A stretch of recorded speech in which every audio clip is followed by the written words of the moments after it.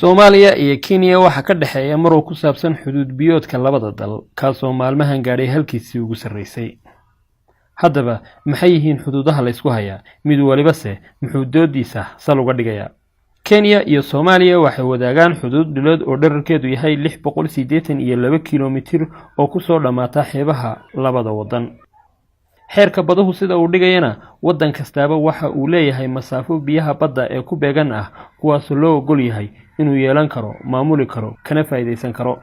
370 kiiloomitir oo biyaha badda ah ayaa loo ogol yahay wadanka xeebta leh kheyraadkiisa inuu ka faa'iideysan karo. Cabirkaasna waxa loo yaqaanaa Exclusive Economic Zone EEZ. maadaama labada dal mid kastaaba uu leeyahay biyaha ku beegan, isweydiintu waxay noqonaysaa xariiqda kala qaybinaysa xadbiyoodkaasi halkee buu marayaa. Xeebta Kenya iyo Soomaaliya waxay u dhararan tahay koonfur bari.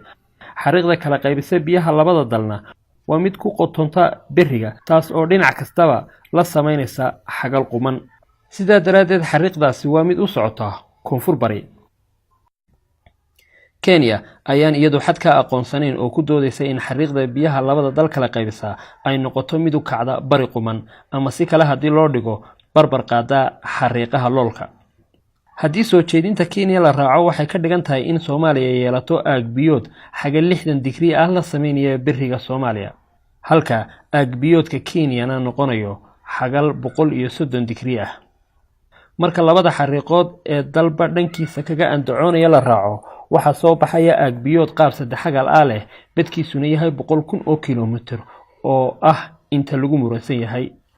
inkasta oo sida la sheegayo dalka Kenya muddo xuduud biyoodka ku murmayay, haddana 2009 ayaa doodaasi furantay kadib markii dawladdii Sheekh Shariif ogolaatay in arrinkan wada hadal laga galo. ugu dambeyntiina dawladdii Xasan Sheekh Maxamuud ayaa muran ka geysay maxkamadda caalamiga ah ee ICJ, taasoo dacwadda qaybteedii koobaad Soomaaliya ay ku guuleysatay. waxaa la sheegayaa dhowr qodob oo Kenya ku riixaya inay murankan isku adkayso. ta koobaad oo ah badda la isku haysto hoosteeda oo lagu sheegay inay ku jiraan kayd badan oo saliid iyo gaasba leh, isla markaana Kenya ay shirkado shidaalka soo saaray heshiis kula gashay sahaminta iyo soo saaristeedaba. laba, in xadka koonfur u janjeera ee u dhaxeeya Kenya iyo Soomaaliya uu saameyn ku yeelan doono maraakiibta imanaysa dekedaheeda. iyo ta saddexaad oo ah sababo ammaan. xadbiyoodka Kenya iyo Tanzania ayaa isagu ah mid bari quman u socda, taasoo ay sababtay jasiiradda Bumba ee Tanzania. laakiin isweydiintu waxay tahay maxay tahay sababta keenaysa ama qasbaysa in xadbiyoodka Soomaaliya u qaloocsamo bari. si ay wax uga jiraanba dad badan baa qaba in doodda Soomaaliya xoog badan tahay, una badan tahay inay arrintan ku garhesho.